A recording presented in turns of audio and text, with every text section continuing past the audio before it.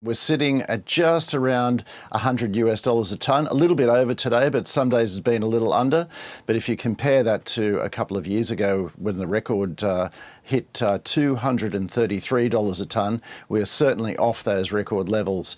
And even just a few months ago, we were sitting around about 30% higher than we are at the moment. So prices are certainly coming off the boil, and a lot of that's to do with, the usual suspects, supply and demand. There's been a lot less demand coming out of China than was expected. The economic recovery from China hasn't been going along as planned, and those property woes that have plagued the Chinese property market just continue on.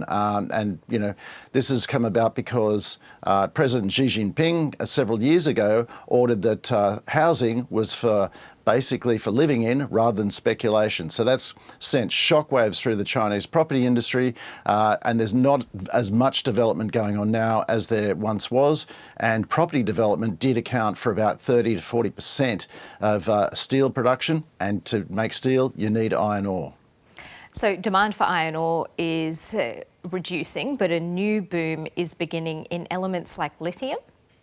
Oh, absolutely. And, the interesting thing is, I guess, with all the geopolitical tensions that we've seen in the past couple of years, with China's continued threats over Taiwan, with the invasion of Ukraine by Russia, there's been a shortage, or a reallocation of where the supplies for these critical minerals for the new green economy are going to come from. Now, China and Russia have dominated this area in the past, if we didn't have those geopolitical tensions arising, then this boom that we're currently experiencing right now may not exist. Lithium, for instance, is one of the key ingredients for all the new battery technology that is taking shape at the moment. And Australia just happens to have the biggest resources of lithium on the planet.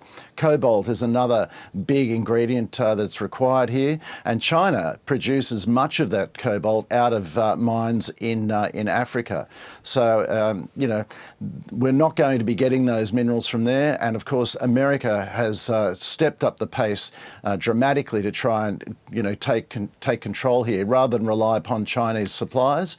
And so America is now looking at Australia as a strategic partner in this area. And as a result, of the electrification of pretty much all industries and households at the moment, what's happening is that the prices for lithium and so forth have just skyrocketed. And so we've got a whole range of new Australian companies, resource companies, that are making very serious profits out of this. So how does China feel about Australia's burgeoning role in this space? Well, I guess they wouldn't be happy about it because it is going to take away from the demand for their products at some stage. I mean, clearly what's happening is that we're taking a step back from globalisation. So, if the tensions hadn't arisen, China probably would have been producing all the electric vehicles for the Western world and the battery manufacturer as well that goes with that. America is now going to try and step up the pace there. They're going to try and source their own materials. That means we'll do quite well out of it. China obviously wouldn't be overly happy about that. Okay, Ian Verinder reporting from Melbourne. And you can read Ian Verinder's piece online. It's super fascinating, so take a look at the ABC News website.